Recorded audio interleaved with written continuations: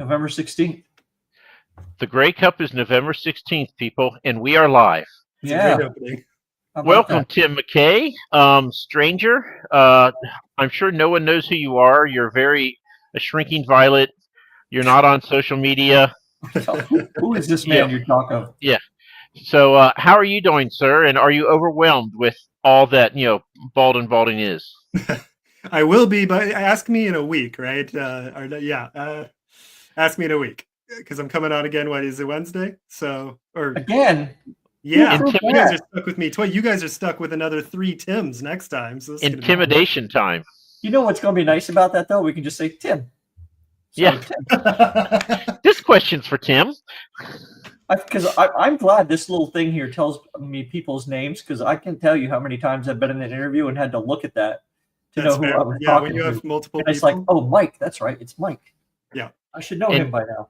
It's even better, Rose, when we have all the Tims on. We go, this is for Canadian Tim, and we still have 2. And we have 2 American Tims. So, yeah, I'm looking forward to that. Yeah, that's going to be a good one. So, we are coming from Ontario tonight? Yeah, Ottawa, Canada for me. So, Ottawa, Ontario. About 4 hours from Toronto, if you know where that is. Ottawa's the capital? Ottawa's the capital, yeah. Huzzah for me. There you go.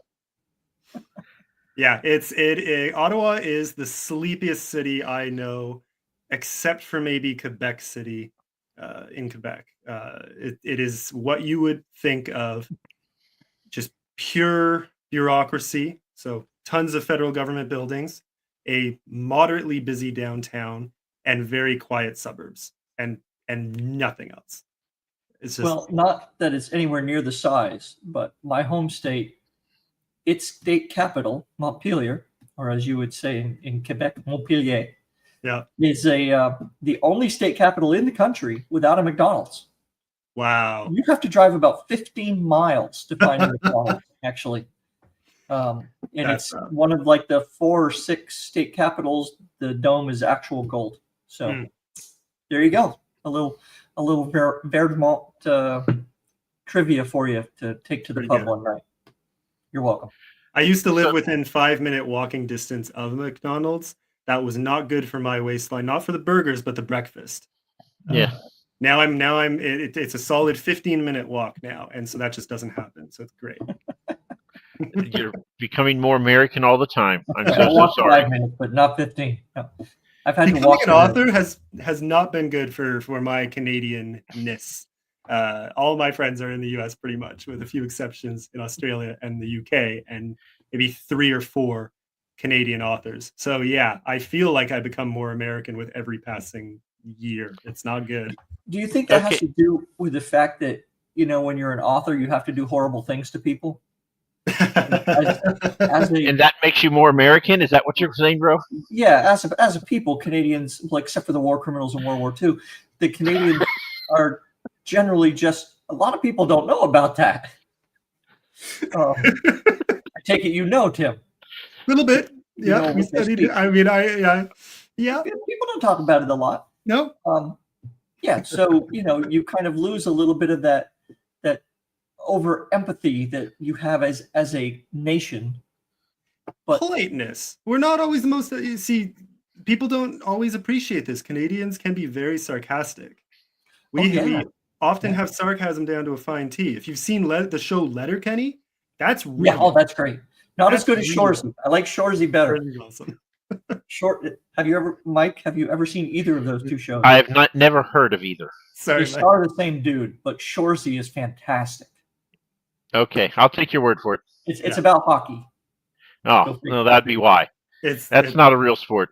Oh. That is where the true Canadian comes out in me. No. Although when I was at University of Kentucky, they did have a club sport hockey team, and it was all kids from Chicago who couldn't get scholarships. They went to Kentucky and they played on the club team, and they played at midnights on Fridays and Saturday nights. Wow. And I don't know what their record was, but they usually won every fight, because there's at least one bench clearing fight every match. Yeah. Wow. Yeah. So we'd get drunk and then we'd go watch the fight. I mean, hockey game. and we didn't know who won because we were too drunk to count that high. That's awesome. Yep. At Virginia Tech, they have a practice pitch or something somewhere like a soccer field, and you go out there every now and then. There's a bike path that goes around it, walking path, and you can see a bunch of usually it is Indian students and things like that. They're out there playing cricket. Okay. Yeah. All right. Sit there on a bench and watch cricket for a while. It's always nice. Who's your hockey team, Tim? I used to be a Sens guy, so Ottawa Senators. But that's just because I grew up here. Okay. I'm probably more a Montreal fan long term. Oh, okay. I had my thing over the remove button from you in case you said Maple Leafs. You would have been half of my family is, but I never fell down that dark, hopeless path. Okay, but so. You're a fan of the Habitats, so that's all right. Well, when I moved to Montreal, one of the first things I did there, I managed to go to. It was a playoff game. They were in the playoffs against the Bruins, and I got to see. And I think it was the game where they ended the series and won. It was won the Stanley Cup. No, not the Stanley Cup, but they ended their 7 game series against the Bruins that night. When was that game? Roughly? 2014 maybe. Oh, okay. Yeah, it was a while ago. Okay. Yeah. So, funny enough, I never played hockey competitively. Soccer was more what I played when I was younger, but we always had, ODRs, outdoor rinks, anywhere near where I was. So we had parks that I lived near, or the park near my elementary school, and then high school after that. So playing hockey was a constant probably all the way through till, college years. So very Canadian on that front. I'm not saying I'm good. Up the road, just a pond, like a little marsh pond that would freeze over every winter, and we'd go up and clear that off and skate around on that. Yeah. Okay, gentlemen. Sorry. I want to make it a win for us today, and we're going to actually talk about these before the 10-minute mark. Ooh, so, Tim, you have books. What? So I felt like we were going longer, and then I saw it was only 7 minutes. I was like, no, we've got time. We can goof off for another half an hour, and we'll still be good. So, Fall Salavandria, is that right? Yeah, you're good. How long ago did that come out? That was so with the previous cover, it came out technically September, I want to say 26th of 2024. So a little over a year now. Is that your first book? Yeah, technically no, but yes, I'm going to go with yes. Okay. Yeah, no. So I always end up having to tell this story. I initially published 2 shorter books, and very much my first foray into the indie world. Learning a lot of the ropes as I went, and realized very quickly maybe not the best fit for market with the type of story I was telling. That was from a lot of feedback that I got. So I expanded both of those. To Mike's chagrin, I combined them and added a 3rd part, and then republished it as what you see here, The Fall of Sylvandria. So I took those 2 books down and republished them as this. So we talk a lot about taking a book and breaking it up, but taking several books and putting them together. I mean, if you have a book, right, or even like a novella, you have to have that whole arc, right, beginning, middle, end kind of thing. But if you put them all together in a book, you have to change a lot of that, yeah. In my case, I didn't. There were a few. I think you'd be surprised how few changes I had to make. There was one kind of story element I had to weave in that gave the whole thing an overarching arc. Right. But otherwise, most of it went well. When I first thought of this story I'm telling right now, I kind of had 6 parts in mind, and I was just going to do those 6 books. Short books. The goal was 50 to 60,000 words. They weren't long. So short novels was the goal. And then combining them, it just made the first 3 made sense together as kind of a half arc. But the book itself tells a complete story. But there's much, it works out that now I'm going to be doing another 3-part book as the sequel. And then funny enough, probably another 3-part book after that. And that's the goal is a trilogy for this. How very Star Wars of you. Yeah. Yes. And then your second book that came out just a few months ago, right? Yeah, that was August 15th. Wow. Okay, so just 3 months ago, not even. Very recent. Yeah, that one still feels very fresh. So Yep. And then you have. Is this book out or is it coming out? It's coming out in a couple days, right? This comes out on Friday. Yeah. Right, nice. Yeah. So that's exciting. How did you start this one after the Skyfold, or did you come both going? Yeah, I mean, well, so I had a lot of the world building and concept ready to go. A lot of it was already plotted out. So it really was just I finished Skyfold, did all the editing for that, feedback, then I recorded the audiobook and got that edited, and then jumped into writing this and blasted through writing that. But Skyfold, they're both novellas, right? Sorry? Both Skyfold and this are novellas, correct? This ended up being, it was going to be a novella. It turned into 64,000 words. So wow. Okay. It's a novel. Yeah. Nice. Yeah. Size comparison. Here we go. There you go. So Skyfold and Father of Shadow and Death. How many words is Skyfold? Skyfold, like 30? No, a little less. It was about 23 point something, so 23,000 or so. Yeah. 96 pages, I want to say, and Father of Shadow and Death came to about 236 pages. Is it the same kind of world as Skyfold? No, so they are different. Actually, Father of Shadow and Death, it's meant as its own standalone fantasy horror for anyone who but it technically works as a prequel to The Fall of Sylvandria. So it's one of those things where if someone isn't as interested in action-heavy fantasy, epic quests and motley crews and all that, they might not, necessarily like The Fall of Sylvandria. But if they like kind of politically dense, character-heavy, slow build, fantasy, and in this case horror, this is the book for them. For those who've read both, they tie together very nicely. So it's but they can stand on their own as well. So how did you manage to crank out even a 64,000 word book in 45 days? Right. It comes and goes. I tend to write in sprints like that. It's just how it works for me. Some people are like consistency, and I'm like, hell no. Give me 2 months of or 2 to 3 months max, where I can put the time aside so I can put my remote work in the afternoon and my writing in the morning, and give me enough time in the morning to do it. And I can get that consistency for the length of that sprint. Then I probably need a solid month or two in between for plotting and just rest and editing work, obviously, both paid editing for others and then also to edit my own stuff. And I find I can't write while doing that. If I'm editing one piece, I can't be writing a new one. So there are big breaks in between. Just how it works for me. So I make up for lost time by writing a lot in little time. Evens out. So because Skyfold and this look very similar. Yeah. Was that intentional then?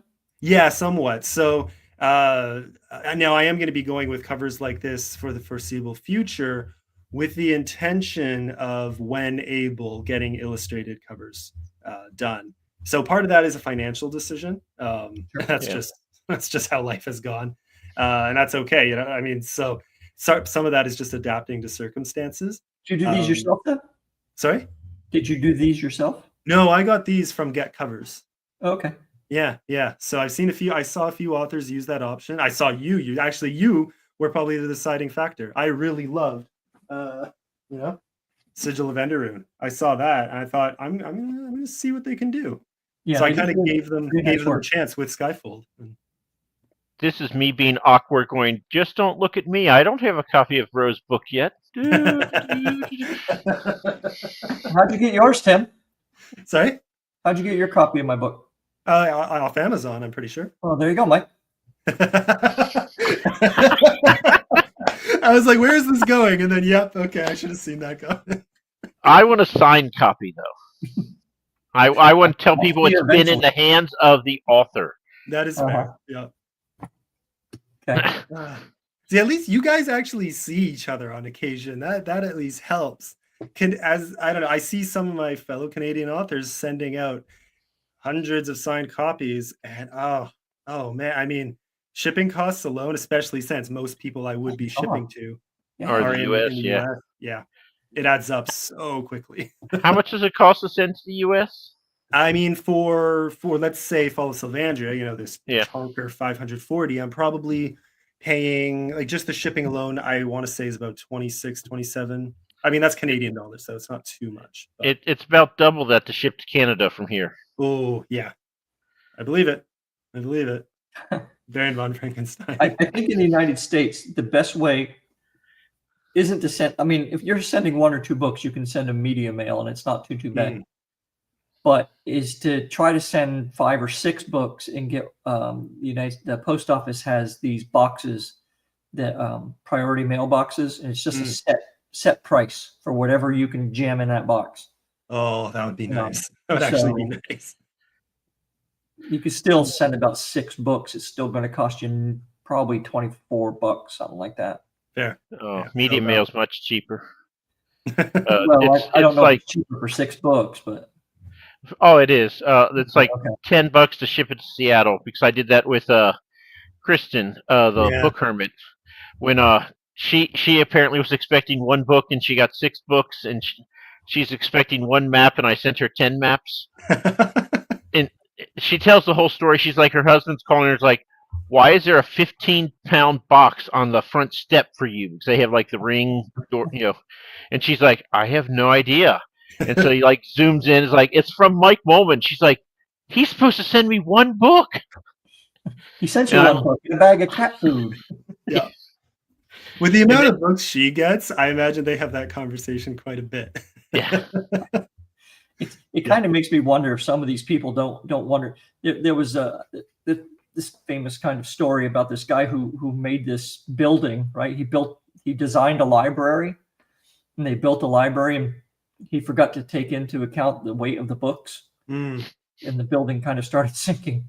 It kind of wonder if some people don't wonder about that in their houses, right? It's like, we need to have your room on the bottom floor or the basement, maybe,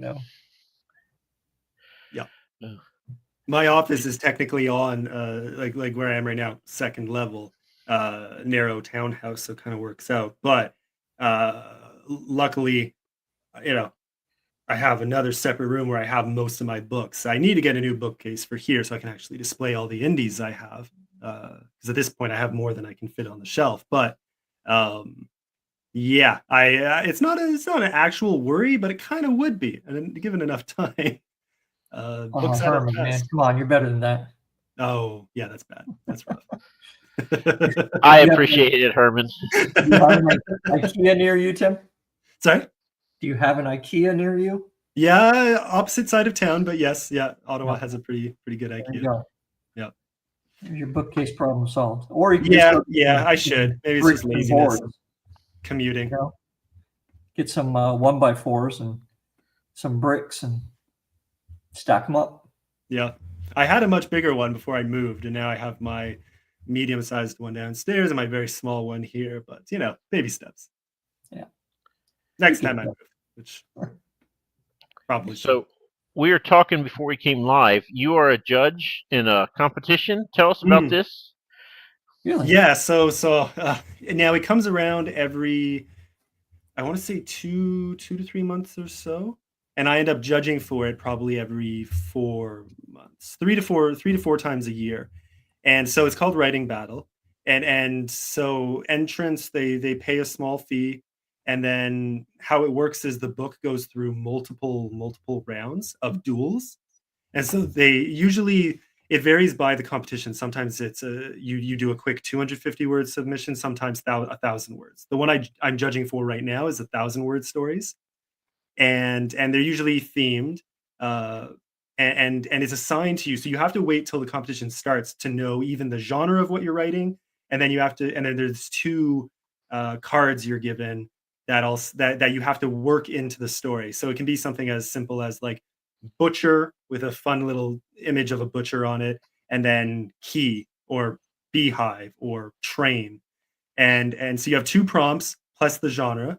And the genres are always, you can know what the genre is in advance to some degree. Like right now, this competition was horror, dystopia, thriller, and mystery. And so you sign up knowing in advance you're going to get one of those 4 genres, and you're going to get random prompts that you have to work into a story. And you have, I think, 5 days to write a story. Oh my God, how do you get in this? It's just look it up. It's called Writing Battle, writingbattle.com. It's a lot of fun. And the variety is, so there's thousands of people who enter. And then as judges, we are given 2 stories. We read them, we grade them and give some feedback. And then to each story. So every story gets a ton of feedback from multiple judges, because it goes through many, many duels. So I'll get 2 stories, I'll judge them, I'll pick a winner, and then I have like 30 more duels like that, sometimes more. At this point, for this round alone, I've now judged, I want to say, it was 200 something, so 450, maybe more stories. So all 1,000 words or so. All 1,000 words. Yeah. So that adds up very, very That's fast. the limit, 1,000 words? Yeah, exactly. This time. Sometimes it's shorter. Sometimes I think that's the longest they do. Yeah. It's a lot of fun. I'm tempted to do it myself now, to take a step back from judging for one, just to try it, because it's really fun. And the cool thing for us as judges is the earlier rounds, before any of them have been eliminated, very like wide variety in quality. So you'll get bad ones mixed with good ones, and and weird ones mixed with really poetic ones, and then it slowly narrows down. So by the time you're in the later rounds, you're judging really impressive stories, and it's you get a very fun range of reading, lots of creativity, it's a very fun experience. I used to do something similar like that when I had a Patreon page. There's some sites that will give you like a writing prompt, right? A randomly generated writing prompt. So I would go on there, I would click the button, and whatever randomly generated writing prompt came up, I would start a clock and I would write for 30 minutes. Nice. Yeah. And, sometimes it was a full story and sometimes it wasn't. Yeah. But it's a great writing exercise to do. Yeah. That's the thing is people doing this. I wish I had known about something like this 3 years ago, when I kind of started. I think 5 days is too much. They should just say you got 24 hours. Yeah. I think it's definitely a few days, probably not as long as 5. I want to say something close to like 3 or 4. It's narrow enough, but having fun with the Muppets. Yeah. Sorry guys, I had too much fun with that. No, that's fine. I'm Waldorf. Hey, if I've got to be Statler, somebody, I'll be one of those 2 guys. That's fine. Yeah, it's pretty good. It works. I've definitely, I forget when I first thought of that comparison. I was like, now I can't unsee it. And then someone else said that to me when I showed them that post. They were like, I can't unsee it now. So I'm sorry, but you guys are now official. The other ones are I mentioned this in one of my posts too, but oh yes. Oh, that makes me so happy. Where did you get that? Amazon. That's cool. And since we're talking, Cena just sent me Christ from Farscape. I'm not sure why, but he's going up on my shelves. So, yeah, slowly I'm putting stuff other than books on my bookshelves. People send you stuff, man. They know it'll go on display. Yeah. I know. I'm kind of hermiting here in this halfway house. Fair. So, what can I get do? it. Oh, that's funny. Yeah, when I started doing all caps, I started getting random book sends from people. So my collection has been growing a little faster, and now I just can't keep up. I'm finally back to reading faster again. It's weird as an author when I'm thick in writing and or editing, I find keeping up with my reading just plummets, because and when I'm doing story judging like this, if I'm judging 30 to 50,000 words of stories in a single day, I don't want to then read, an indie book at night, even though I would love to. I just don't have the brain power for it. Yeah. If I'm writing sci-fi, I can listen to fantasy. So I'm always afraid if I do the same genre, I'm just going to end up, subconsciously stealing ideas from other people. And I'm like, I don't want to do that. So I'm always I've been doing lots of fantasy, and when I finally finish this and go back to writing Protani, I'll go to sci-fi and read more of that. But I can't do the same genre I'm writing in because I'm just afraid of, I'll just end up stealing things unbeknownst. But still, You're not I, stealing things, Mike. You're borrowing ideas. You're putting your unique spin on it. That's right. emulating masters. There we go. Every story's already been written, man. We're just changing it up a bit. Yeah. That is, jokes aside, that is kind of my attitude because it's tough. You do catch yourself kind of letting your influences seep into your writing. And sometimes I then will try to tweak it and take it out. But other times I'm thinking, oh no, I'm fine with that because this is my unique spin. Let's make it more unique, or let's take it a fun new direction. But every once in a while you catch yourself doing something very derivative and think, crap. I definitely read this 5 other times. Gosh darn it. See, that's the nice thing about being in your 50s is I won't remember. I'll just be like, I came up with this great idea. Yeah, see, His name is Tom Bombadil. Something to look forward to. Oh yes, I'm ready. Put him in this book here because I really like the character. So yeah, let's ask that question now, shall we? Is there any worse character in fiction than Tom Bombadil? That's not the question. That's not the question. That's totally the question. Does Tom Bombadil make the book better or worse? This is one time where I am going to have to, with some caveats, agree with Mike. Mike we're going to retire this question today. So Mike, that's right. I don't know. I when I first read Lord of the Rings, and granted, I was about 12 at the time, but I read Lord of the Rings and I got to Tom Bombadil and I was not really bored. I just sat there thinking, who is this character? Why is this happening? Why am I reading in song? I hate this. I hate this. I hate this. Please make it stop. Oh my God. It's a complete reversal here because EL is on Team T-Rex, but then he just totally doesn't understand that Tom Bombadil is a travesty and should be cut. I know. This is definitely going to make EL mad. Yeah. I want to let Tim, because he's the guest, I'm going to let him finish his wrong thought. That's fine. Oh. No, I mean, yeah, no, but so the caveat is that I once I was done reading the section, I thought, okay, that was kind of fun, and then I read the rest of the story, and I thought back on Tom Bombadil and thought, oh, that was kind of fun. That was a fun little tangent, but that's all it ever felt like. It should have been cut if he had a decent editor. Yeah, it's tough. Yeah.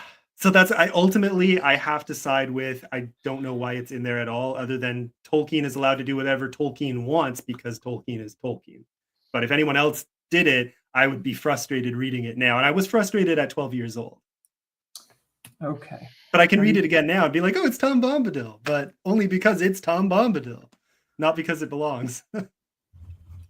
So when I listened to the book, it was before Andy Serkis did it. And the guy who would sing it, I'm just like, oh my God, fast forward. God, stop this. Oh, I want to hear how Andy Serkis would do that, though. So I don't know what it's like now, but okay.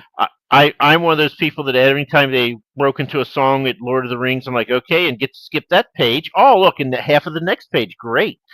You don't have to sing it, Mike. You can just read it. Or you can just ignore it. Although, having said that, I do have like 3 different or 4 songs in Protani. Okay, yeah. Oh, but it's okay for you. No, it's really not. It's really not.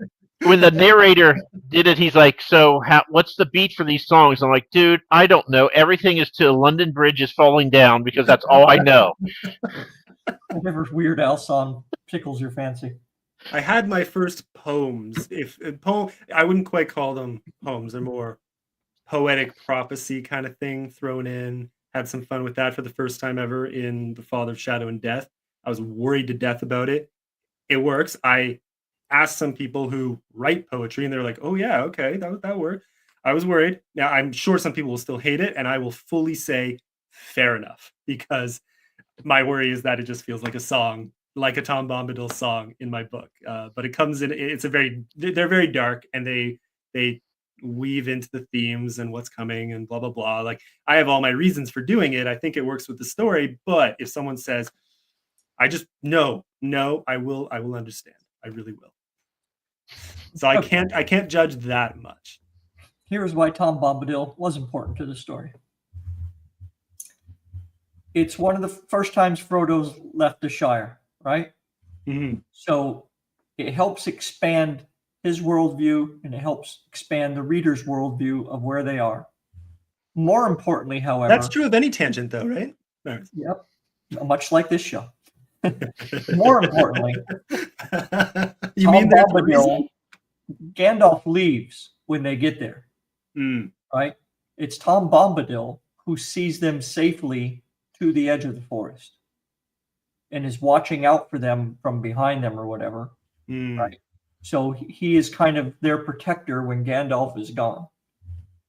Now, Tom Bombadil's wife and everything, I don't know, maybe Tolkien was just feeling randy at the time and wanted to put something in 1937 that sounded like a good idea. I have no freaking idea. 41, whatever the hell it was. But I don't think he detracts from the book, right? We all know it's a big story where he describes blades of grass and all that, and he gets really into all that kind of minutiae. But I don't think Bombadil detracts from it. That I can go with. I don't, it added to the experience.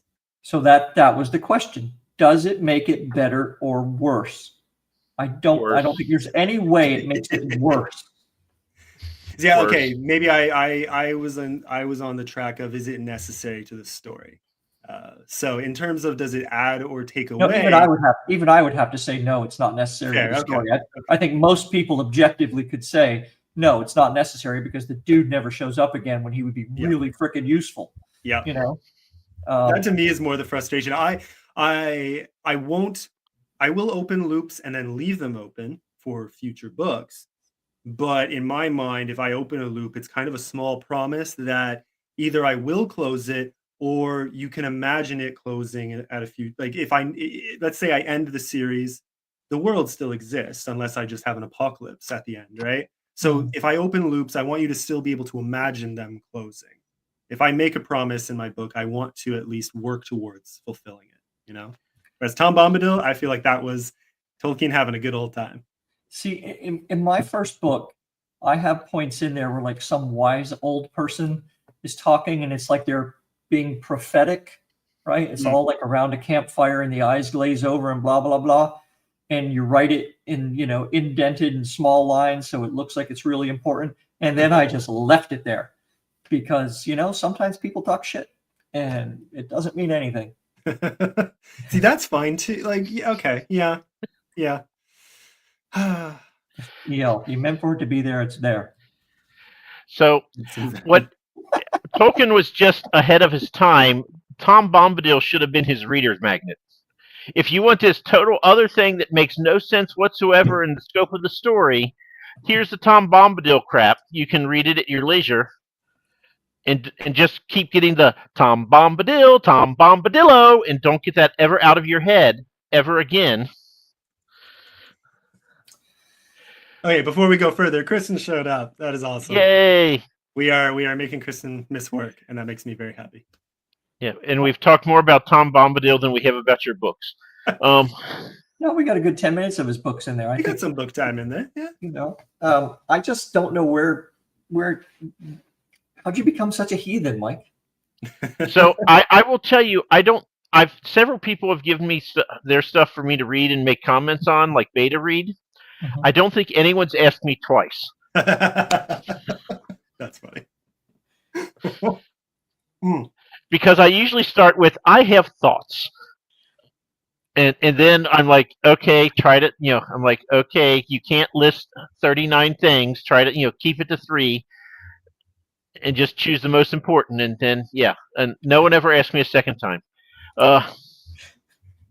Here's a thought with all the success I've had, I would think that people would want to listen to me. Something fun for me. Okay, so just on the topic of out there characters and whether or not they're justified or not, I had that worry when I created two of the most widely agreed upon favorite characters from the Fall of Sylvandria, which was these two old guys. And not just with them, but with really out there characters that I do, I always have this worry that people will read these particular characters and think, oh, that doesn't happen, or there's no one who would say that. And usually if you hit that moment in one of my books where you're like, wow, that's really I never base a character on any one person. I usually combine a few different attributes, but it's all the most outlandish things in my books in terms of character are usually things I've witnessed. And so these two old guys I worried would be too kooky or out there for readers. And luckily everyone's like, oh, these are so good. So I worried, and I only give them limited scenes in the book. Like in the Fall of Sylvandria, I make sure they appear at least once per part. And that was on purpose. And in the sequel, it's now like averaging 2 times because everyone liked them, but also they're really fun to write. So they started as kind of this random insertion, just kind of for fun, and they fit the world, but it was random because I had this random encounter with these two old guys in a cafe while I was writing the story. And I was like, you guys are going in my book because this is too ridiculous, you know? What was the random encounter? Well, so I was waiting for my little sister. We were going to have coffee, and she was late, and these two old guys come and sit next to me. Yeah, so I'm at one table with an empty seat across from me, and they're at the just a foot away. Has to be this would never happen in the United States. Yeah, okay, so maybe this is a very Canadian story. Because they just start. Here's the thing, and I joked about this earlier today, but they were having a very Ro and Mike conversation. They're having this bickering conversation back and forth about all these different topics that they know about.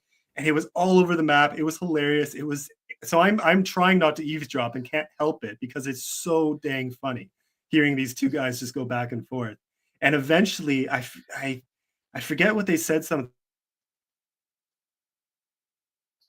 What happened? That year. Wait. We lost you for a second there. Oh, shoot. You said, I forget what they said. It was right at the point where you were going to tell us what they said. Okay, so they were talking about some historical event that I happened to have studied in university. So they had it completely wrong too, which made it like they were so sure they were right. And I said, so I wasn't trying to do a stupid university student humble brag, but I did kind of say, I'm not quite sure about that. I mean, I'll even look it up for you. I let them, and they sucked me into their orbit. And next thing you know, we're having this hilarious conversation about everything. Then just very random stuff. I can't even describe it, except then the barista, waitress, whatever you want to call her, comes over. And they said, oh, you would be perfect. We were just here, the three of us, planning a heist. We were just going to rob the bank down the street. We need a fourth. Are you in? Oh, you're in. Okay, don't worry. John here has only been to prison once in his life. I say he was raised by a goat, but don't worry about that. Anyways, he's fine. He's not a convict anymore, or he was. It's okay. You can trust him. He just kept slamming his friend in front of this, and this barista is just standing there awkwardly, not knowing how to deal with these two guys. I'm not doing it justice. They were the two funniest old guys I've ever seen in my life. That's just old dudes liking to make other people uncomfortable because it's the shits and giggles. Yeah, yeah. My immediate thought was, I want to be you. My immediate thought was life goals right here. I need to find a friend who is going to be my counterpart, and we're going to do this to the next generation. So one of my favorite things ever was I was taking my nephew to lunch at Subway because I'm cheap like that. and he's like, oh my God, those two girls are in my class. Can we go to a different Subway? I'm like, no, we're here. We're going to go. And so they're in line and we're behind them. And I'm like, hey, Jeff, those girls are pretty cute. Don't you want to talk to them? He's like, Uncle Mike, shut up. I'm like, but what? They're cute. I'm being quiet. They can't hear me. And they're like totally laughing between themselves. And Jeff is just turning like redder than my shirt. And I'm like, what? He goes, will you shut up, Uncle Mike? Stop doing this. I'm like, stop doing what? what is it that I'm doing, Jeff? And just getting louder and totally acting oblivious. And it was so much fun. It's all I could do to keep a straight face. It's We're good gonna set up a times. GoFundMe for your nephew. He's a lawyer now. So I got the news a few months ago, and it's public now, so I can share it, that I am going to be an uncle by the time of my birthday next year. So congratulations. Well done. I did nothing other than, I don't know. Yeah, but it's great. So this life goals right here. And you've got to remember, when their kids get to be like 4 or 5, you bring them the loudest, most obnoxious, repetitive toy you can for Christmas, and then leave. Yeah. I don't know if you have it in Canada. I mean, I don't know if we still have it here in the U.S., but the better than the loud, obnoxious toys with batteries that can go dead. And my brother would actually glue the battery case shut. He's like, "Oh, nope, toy's broken. Got to throw it away now." One time I gave him a bag of army men, the plastic army men that they would just leave all over on the floor, and then my brother would step on them. Greatest thing ever. I really want to give him the small Legos as well. I was going to say Lego, kind of has that function too, for sure. Yeah, Legos are the worst. Yeah, it's either the toys you get them, or you sugar them up when you're with them, and then run. Wind them up and get. Yeah, I'll watch your kid for a couple hours, or you two go out on a date night. Sure. Yeah. They let me do that once also, and I was wrestling with my nephews. They got all the caffeine and sugar they wanted, and at 11:45, I'm like, "Okay, your parents are going to be home soon. We have to stop so y'all can go to bed." And oddly enough, they could not just turn it off and go to bed at midnight.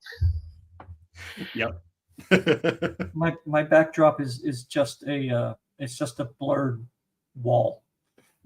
Anyway, Tim McKay, I want to talk to you. I want to ask you a couple questions about this, because I don't get to read a lot of books, but I actually got to read this. Nice. Yeah.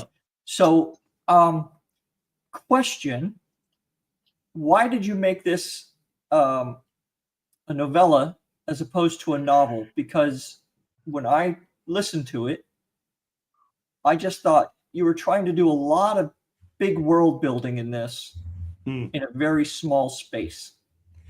So the funny thing is, one, there was the possibility of this being a novel, but then I found out about Sphinx, and I wanted to get something into Sphinx. And so I kind of pulled a, is it E.L.? I want to say it's E.L. Montague who always tells it. It's probably E.L. Yeah. Yeah. So I kind of pulled an E.L. with this particular novella, where the goal was blast it out, get it into Sphinx, see what happens. So it was, I'm very proud of it. I really like what came out. I'm with you though, except that here's the thing. What happened was I wrote a chapter, not of this, of the story in that world. And I immediately thought, you know what? I need to know more about this world before I go on with this chapter. I love the characters, but I'm having a hard time kind of brainstorming for whatever reason as I go forward. So I took a step back and I decided I'm going to write the prequel first. And then right around then, so I kind of start playing around with the prequel and drafting it and plotting it out. And right around then, I get the desire to enter Sphinx. So what could have been longer and had started as a world building project. It was going to be a story to flesh out this world, to give the backstory, to introduce the parents of the main character of the series, and it has a very important function. It's a very self-contained story in a lot of respects. But yeah, if I hadn't been aiming for Sphinx, I would have made it longer for sure. Yeah. Yeah, Sphinx is crazy this year. Yeah. There are so many good novellas in there. And I'm in with EL, so if I don't make it, at least Mike Molman, the character, will make it through, I hope. Fair. You know what? Yeah, so you're kind of cheating this year. You got double entry. Chances, yeah. Yeah, but there's also Dave Lawson's in our group, so Pawns of Havoc, I'm like, Yeah, that one blew up very quick. Yeah. So, yeah. And I want to say, no, but it's his prequel. It's Timothy Wolf. Yeah, you've got one in as well, and that's your prequel to your main series. Come on, man. Don't ask me about someone else's books right now. I'm drowning in books and reading this month, so don't even ask me. But yeah, Tim Wolf has something of Valor. Protocols of Valor, is that it? Yeah, Protocols of Valor. Yeah. So we probably talked about this 20 minutes ago. But what are you working on right now, Tim? So I mean, that's the thing is right now I'm on one of those off stretches where right, you're judging and everything else. Yeah, so the sequel to The Fall of Sylvandria, I'm now about, I want to say 110 or so thousand words into it. So sorry, Mike, because it's going to be at least I'm thinking it's going to be about 140, 150 max, but that's still that'd be all right. With the formatting I'm using now, it might be under 500. We'll see. I'm not going to make promises though. If that's pretty tight formatting.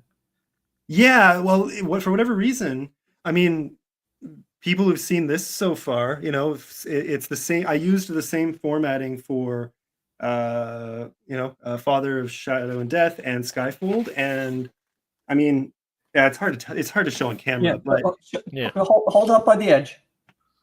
No, close it up. Close it? What do you mean? Close it. It's all the way. Not a trick question. Close the book. What am I doing? Why? Now hold up my book next to it. Well, that's just showing the size difference. Yeah, no. Just there's a point to this, Tim. Trust me, man. Okay, I'm trusting you. Okay, how many words is yours? So this is 64. Okay, mine is just shy of 100. 100. So 100,000. Yeah. 98,000 something, I think, some nonsense like that. It's like a cheeseburger short of 100. Yeah, that tracks though.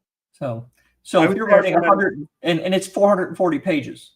Yeah. Is my point. I mean, to this size-wise, this is coming out to about 2/3 of yours. Right. So if you're putting out 150,000 words or so, it's going to be half again as big. Fair. You're going to be into 600 pages. We'll see. Right now in the document, I want to say it's still under 400. So I'm optimistic at 110,000. Anyways, we'll see. It is one of the added benefits because the sizing was much bigger for The Fall of Sylvandria. So it probably could have been a lot shorter if I had published it with this formatting, which, just from feedback, the new formatting is better. If I could change one thing about The Fall of Sylvandria, it would probably be the formatting. I had some fun with it. I like it, but this is better, a little more up to par. I'm just going to jump on this real quick. Trinity, if you really want to get out of being the chauffeur for all the kids, here's what you do. Go find a really good like Budweiser label or something and print it off and wrap it around a can of Coke. And where you're sitting in the bleachers or whatever, watching the kids dance, reach into your bag and pull it out and pop it open and start drinking. And you'll never have to drive the other kids again. And hey, Trinity, don't worry. We only just started talking about the books, so it's all good. Barely. Yeah. Where was I going with that? Oh, yeah. So just what I'm working on right now. So just maybe beginning of October, I had to put the sequel on pause. Again, it's been I've worked on that in chunks for sure, more than any other book. So I should have been done by now, really. And in my defense, I wrote 2 other books in the meantime, so I don't feel that bad. But it's on its way. And the big holdup was last month I edited 2, 120,000 word novel for one guy, and one 90-something, I think, 1,000 word book. So that on top of this story judging, I haven't. That'll eat your time. Absolutely. Yeah. So, what kind of editing do you do? Is it line editing? Is it developmental editing? Oh, I stay as far away unless I spot a major, plot error or contradiction or flow issue as I'm doing my line edits. I stay away from that. Not really it's not that I can't do it. It's just, it wouldn't be my interest. I actually really enjoy line and stylistic editing. So I stick to that. I stick to basic copy editing and stylistic editing for manuscripts. Yeah. What? Too much? Am I doing too much? No, senior moment here. Every time. It's crazy. It's getting worse. Yeah. Add to that audiobook production, because right now I'm re-recording the audiobook for this, and I'm re-recording. editing the audiobook for this. So you just what do you do for a job? Editing and nice. story judging. Yeah, right. That's I was teaching, and the door is still open there, but they're transitioning people from the old program to different programs in the department because the college dissolved something like 30 or more programs across multiple departments. Just a huge cut. Yeah. This has been the case for for colleges, and more colleges than universities, but colleges across Canada have been hit hard recently. So, yeah. Hey, Daniel, I need to send you books still. I haven't forgotten. I promise. Yeah. So when that happened, I transitioned to, I had enough clients at the time and I had this story judging. And so I just dove headfirst into this. And I have to admit, I was already teaching this stuff anyway. I was teaching editing courses and writing related courses, but now just getting to do my writing, editing for other authors, judging other authors' stories. And that's my world. It's kind of nice. For now, I'm living the dream. I don't know how long it will last. I was going to say, I'm a little jealous because I was like, yeah, you can do that, but what about healthcare? Then I was like, oh, wait, that's right. He's not American. He has healthcare. We have long wait times, but we have healthcare covered. Yeah. You know what? We have long wait times too. That's fair. Yeah. It's called an appointment, and that's anyway. Don't get me started on. We still have costs that creep in, things that aren't covered, but it's most of. I would so be retired if it wasn't for that. Anyway, there.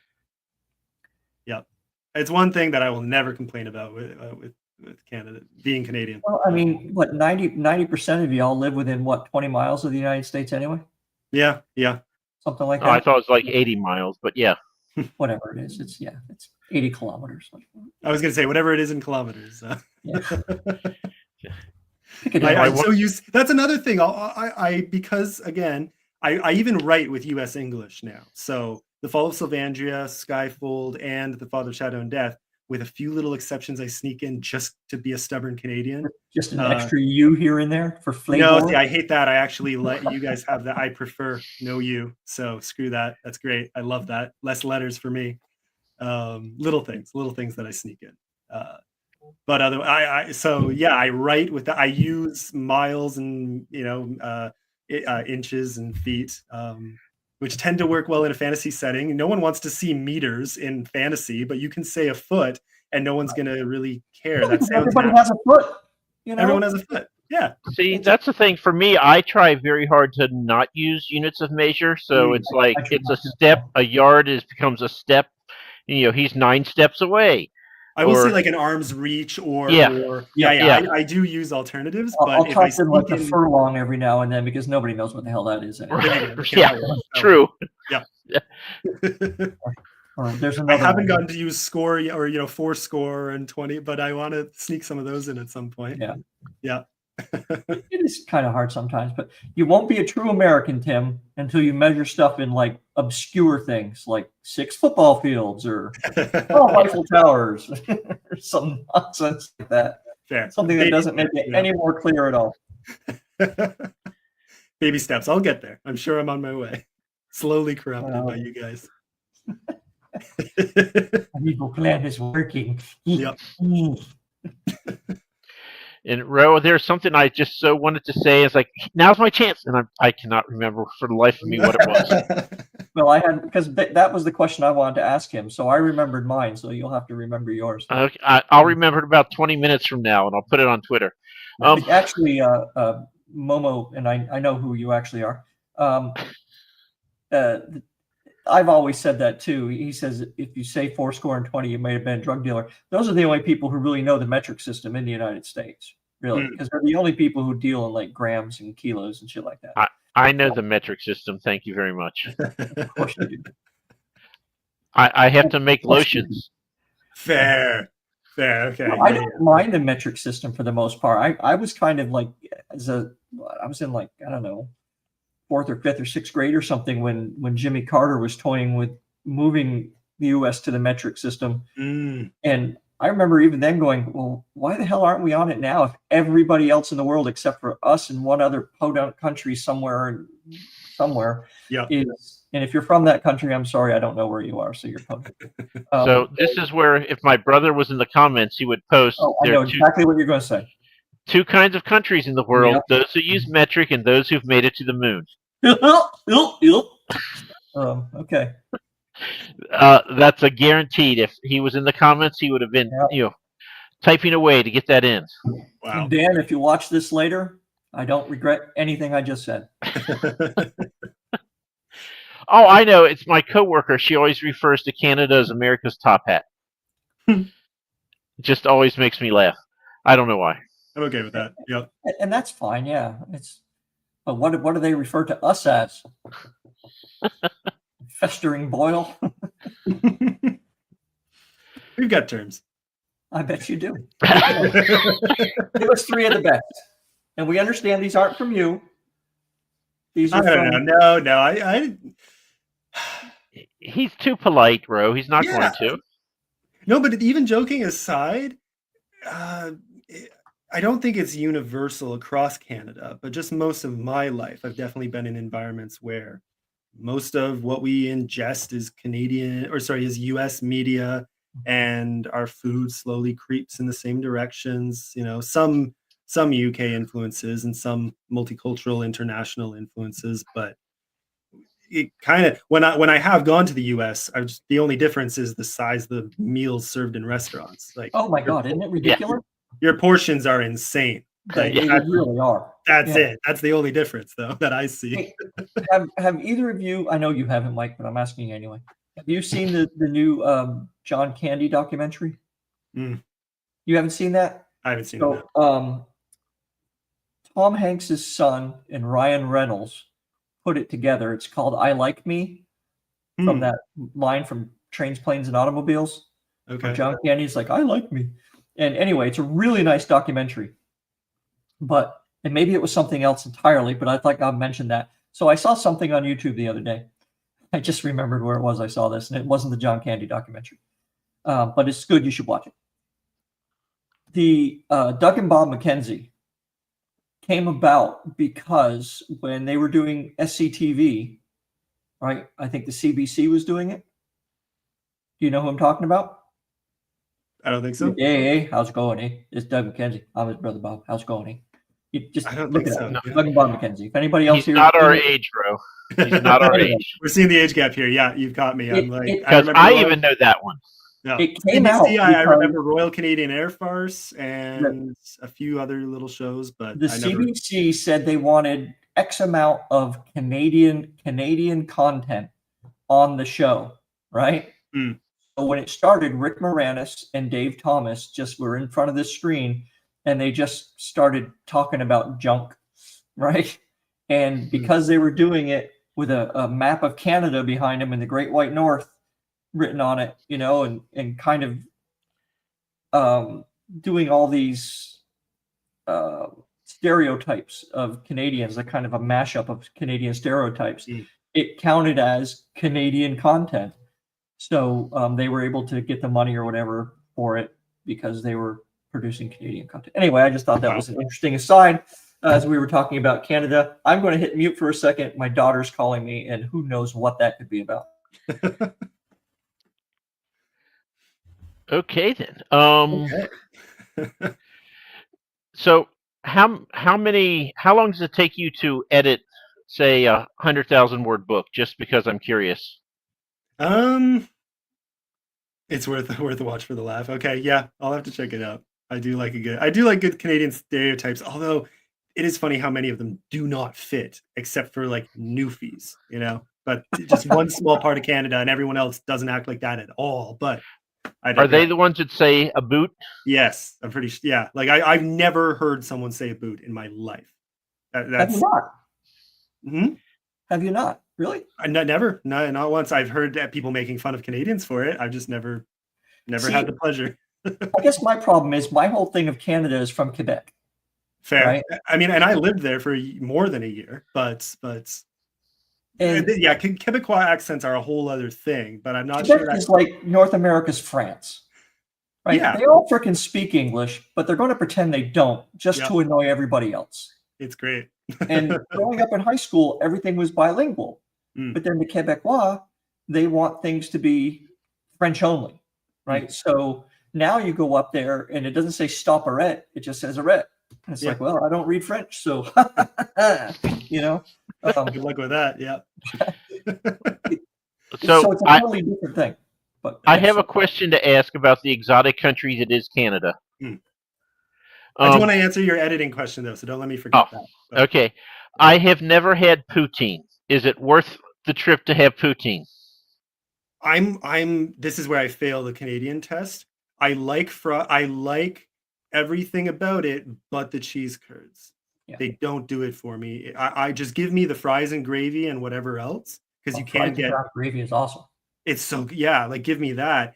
There was this one place when I was in college in Peterborough, 3 or so hours from where I am right now, and it was 24-hour breakfast and poutine, and so you'd go in and you could get really good breakfast, but also their poutines. There were 100 different kinds. They had 100 different items just written on this big chalkboard as their menu. And so I would always get what they called the whoop-ass, and it had roasted chicken and really hot, I forget the name of the pepper they used, but it was a really hot one, and a salsa they threw in, and fries and gravy. I forget what else, but it was really spicy and really good. It sounds weird, freaking delicious. But yeah, so I would get my friends to have it on a dare, because I grew up having spicy food and they didn't. Like, I was going to school with a whole bunch of meat and potatoes kids, and I grew up, my mom grew up in India.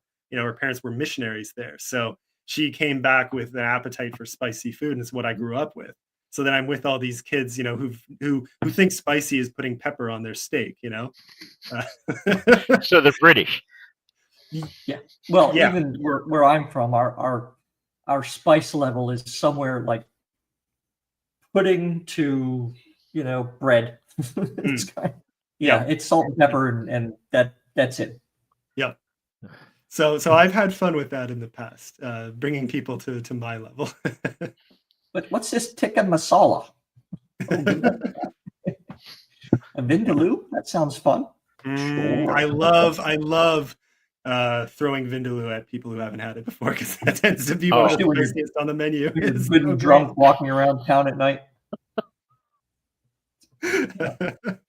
Kippers and entrails. Know where the bathrooms are. Yeah. All I'll say. Oh, wait, so anyway. Hold on. What's your question, man? You get one. Okay, so editing, while we're waiting for Momo's question, how long does it take to edit 100,000 word for you? I feel like to my own editing process, I keep adding more. So that is harder to answer than you'd so like the last few times, it hasn't been too long, but at least I want to say, like, just my own editing passes before, so I do one quick pass, get some feedback, do another pass, final pass after that. Like, depending on the length of the book, shorter book, 2 to 3 weeks, longer book, probably up to 2 months, max 2 months. I always tell people, if you want quick editing, complain.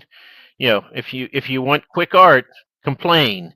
But you're going to get, rushed art, you're going to get rushed editing. So, it's better just to shut up and wait. Well, wait for it to come back to you. You mean? Yeah. I see what you mean. Yeah. Asking for your editor to do it quickly. It's that triangle, like fast, good, cheap. Pick two. Yeah. When I'm editing for someone else, it really depends on my schedule more than how much I can do in a day. I find that doesn't vary. I talk to editors who do 10,000 words in a day for someone, and I probably max out at 5, maybe 6,000 words. And that's only if I'm working on that book, and I'll dedicate maybe 2 hours earlier in the day and 2 hours after a pause in between, just to come at it still with fresh eyes. And I use the same mental muscles for that as writing, because as I'm editing, I'm leaving them comments. I'm helping that, and it adds up. It's not just doing tracked changes. It's saying, okay, how about this here? Or, okay, I see what you're going for here, but, by the time you're done, it's like you've written a whole novel yourself. Yeah. So you need it's easier in a way because you don't have to create it yourself, but the brain power by the end, like I don't know how people do any more than. Have you ever Yeah. been editing someone's book, Tim, and caught yourself and realized you've read like a chapter and a half and you haven't edited anything, and because you just kind of got caught up in it, and then so shit, I've got to go all the way back now and do all that again, and actually pay attention to it to edit it now. It would have to be don't make me answer that. All right. No. Jokes aside, my pithy answer, but this isn't true at all. So just take it with a grain of salt. But my pithy answer would be, it would have to be a very good book for that. But then you're knocking off the authors you've worked with, which is not. I've worked on some really, really good books. Yeah. I'll have that experience when I'm reading casually, but when I'm deep into edits on a book, if it's really good, I think I go slower, not faster, for whatever reason. So I will reach, if I get to the end of a chapter and I haven't made even a single comment or track change, you are a damn good author. Congratulations. That's unheard of. Yeah, like really. But there's one author I edit for semi-regularly, and now he's a top tier author. He knows what he's doing. So sometimes we'll even go back and forth about a certain change, and I'll be like, you know what, yeah, you're good. You had it right. But so there are times, I have had times where it's like one or two in an entire chapter. Now, granted, a chapter of like 1,000, max 2,000 words, right. But yeah, a spotlight chapter for editing, very, very unheard of. If you'd like to hear more about editing, you can find a fantastic little clip on Author Adjacent from this guy named me. So go check that out. Yeah. See, I can do it too, Mike. There you go. Hey, I'm all for it. All right. What do we got left, Michael? I don't know. We're not asking the T-Rex Griffin because I know what the answer is. So yeah, we're skipping that. Yeah, but I haven't thrown any griffins in my stories yet, but it's probably going to happen just because now. I'll try and find like a T-Rex adjacent creature, throw it in, and have the griffins just thrash it apart just for you guys. So I actually have griffins in my series, so Yeah. I'm going to do this here. Well, I'm going to disagree with you, and I try not to disagree with people who tune into our show. But if you are a writer and your editor has offered you changes, and you say you need to read more before you offer that advice, you're probably going to be shot for another editor really quickly, right? Because as an editor, I don't care if you take my advice or not. That's on you, but you can't get defensive about it, right? Just accept it. It's a subjective thing, right? Yep. And what I think it should be, maybe you don't agree with, and that's fine. Don't make that change, right? But when you start getting defensive about it, then it's like that becomes an uncomfortable business situation, and you're going to be looking for a new editor.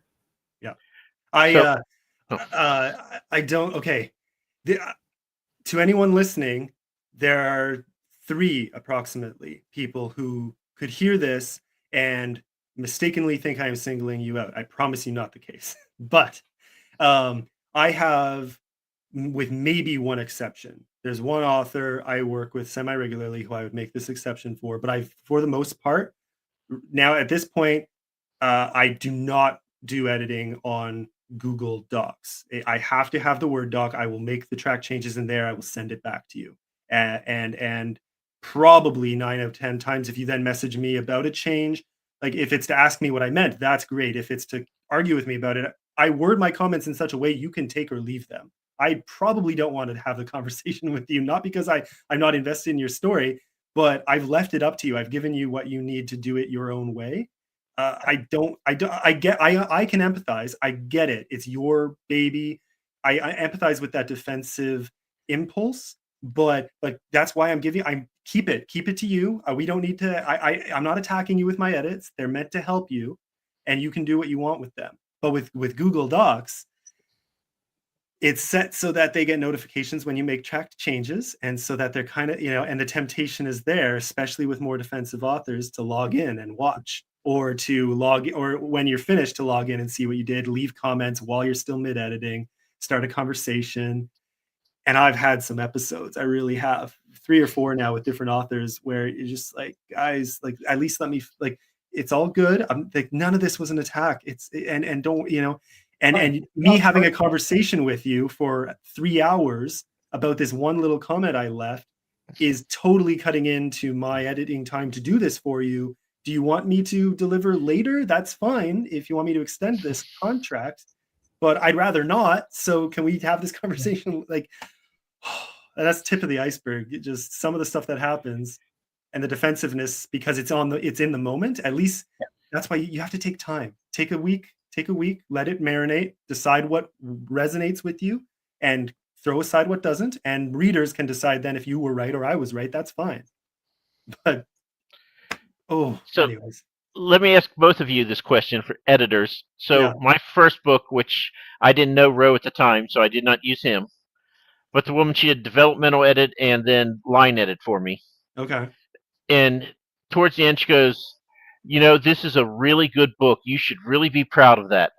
And I'm like, I'm paying you. I don't believe a word you're telling me.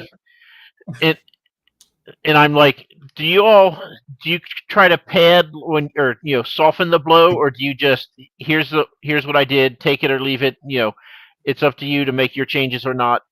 Where do you fall in that? Do you try to sugarcoat it, or do you just, this is what I thought? Yeah, I mean, I've definitely I've heard Ro talk about this, so I kind of know you, and you were just shaking your head, so no surprise there. Straight shooter, I assume. I think early on, like maybe my first 1 or 2 times, I never sugarcoated, but I was maybe more hesitant than I should be. So I without going into details, I have seen how other editors work, and I've seen some who are like that. And it makes me cringe when I see them be like, "Oh, this was fantastic! I cried when I don't care." Like they're not paying you to give your emotional reaction unless it's useful feedback. Shut up, you know. Just like tell them whether it was effective or not, and or make the changes you were hired to make, or to make the comments, you know, that tell them where they need to fix something. Otherwise, like, you're just taking up more of their time. I feel guilty if I leave certain kinds of comments that, you know, drag on or that just, you know what I mean? No, I'm not here to waste your time. I'm here to help you make this the best possible book it can be. I had one time where so I still do when I can. Every once in a while, I do a round of free chapter edits on X, and I'm always shocked by how many people immediately leap on it, you know, and say, "Oh yeah, here you go. Here's a chapter to edit." I have to give length restrictions now. Oh, you do that? Sorry? I put something out a couple weeks ago saying I would edit like a 30,000 word freaking novella for nothing, and never heard from anybody. Now, maybe they don't trust me because of this show, Mike. Well, I mean, okay, like this is not a numbers brag. I promise this is not numbers. Me, especially on X with the algorithm right now, mean absolutely nothing. But I do have 13,000 followers. So if I get 5 comments, yeah. So I need to send it to you, and then you can put it up. Yeah. There you go. Yeah, I'll give you a repost, and then you'll get a few people. I mean, Ro, if you want to do a free job, you do have mine right now. So I've already started that one. Sorry. That would be unethical at this point. Next time. Yeah, but okay, so I was doing these free chapter edits, and it's the only time I've ever, it wasn't even a clash. It was ultimately still civil, but it's the only time where I've been really put off by someone's response to my feedback. Only happen every other time. If an author gets defensive, I'm very forgiving of that. I'll step back. I'll be like, "It's all good, man. You do you. You know, that doesn't bother me at all." But one time, after a free chapter edit, their response was very, "Well, I think it's all great, and all your comments are very subjective." And I'm sitting there like, did I word something wrong? Because these weren't subjective issues. I promise you, these were not issues of my preference would be no. These were issues of like, you know, spell good. Your grammar, you know grammar well. Your sentence no worky work. Like this was bad, objectively bad. And I realized I went into the document on my, you know, that I still had, and I realized, I could have probably worded that just a little stronger for someone who needs it. Like instead of this sort of hesitant, I see what you're doing, but maybe you could word it this way. No, I should have just been like, no, not this, definitely this, So I've tried to find a middle ground now where I'm a little more on the nose with my comments so that I don't end up with that scenario again. So EL, yeah, this is what everyone's afraid of. It's going to be a hit after I'm dead. Yeah. Passive aggressive is the Canadian way. That's that's sarcasm and passive aggressive. That's absolutely accurate. That there's a true Canadian stereotype. Yeah, my theory on editing is, if you've got a skin so thin that what I say as an editor is going to bother you that much, you need to find a different hobby / line of work. Yeah. You need to take up paint by numbers or some shit like that, because it's... Or else you're going to be the author we all talk about because you got a 1-star review and you went apeshit on Twitter, which hasn't happened in a while. I'm kind of missing that. Or, I got a 4-star. How dare they? I got the review. It's a 1-star. I don't care. I got a review. Yeah. Okay. Well, this Trinity and I were talking about this recently. So the tough thing is, there is freedom. Like, we're still in a world of relatively free markets. So if you don't jive with an editor, you are allowed to just go hire someone else. You're plenty around. Yeah, like I've had bad editors. I've had really bad editors. I'm talking inserted more errors than they made, and by a factor of 10 to 1 than they made actual useful corrections. And I mean, definitively, they were wrong. They inserted grammatical and spelling errors, and that was about it. That was the extent of their changes in the book, and then a few commas here and there. And I looked at the manuscript. I was in shock. There were 2 comments in the entire document. 50,000 page novel. Sorry, it's 50,000 word novel, and 2 comments. Oh, and I forked over a half decent amount of money for that edit. So you can imagine how I felt. For my Proxima station, I sent it for alpha reading on Fiverr. And I got back and it said, your book, The United States, is an entertaining read about, and I'm like, well, you just put it through ChatGPT. Yeah. And I told them that, and they're like, no, I didn't. I'm like, really? What's the title of my book? Because the very first line, you say, your book, The United States. And then I was like, you know what? I'm not going to tell her all the other times when, and she's like, no. She goes, here, let me do it again. I'll do it right. And then she just ran it through again. And I'm like, it's still ChatGPT. And she kept swearing up and down it's not. And I'm like, I finally said, look, it's $40. If you want me to pay you the $40, fine. But I'm giving you a 1-star review, and I'm telling everyone you just use ChatGPT and you lie about it. Yep. And she's like, I'll refund, but don't give me a 1-star review. And I'm like, I don't care either way. It's $40. You're getting a 1-star review because you deserve it. Yep. That's just grumpy me coming out. But no, I mean, that's fair though. People that absolutely is fair. Yeah. People like that need to be called out. They need those kind of bad reviews, or else other people fall for it. And the unfortunate truth is there is so much predatory behavior in the author space, in services on places like Fiverr, on places like social media. Instagram and X are 2 of the worst spots for it. Like, the number of scams out there, the number of predatory marketers and editors, and every service you can imagine, it's so hard to sift through and find the real people.